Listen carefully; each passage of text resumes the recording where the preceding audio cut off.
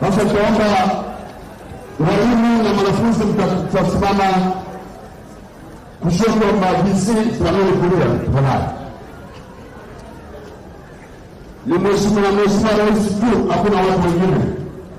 Naomba wengine tukae tafadhali. Walimu naomba mkuje upande huko. Walimu mkuje upande huko. Walimu wakuu sio na kusimama hapo.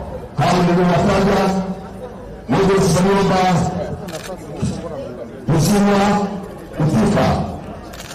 Naam, naomba sasa tupate pamoja na mheshimiwa rais.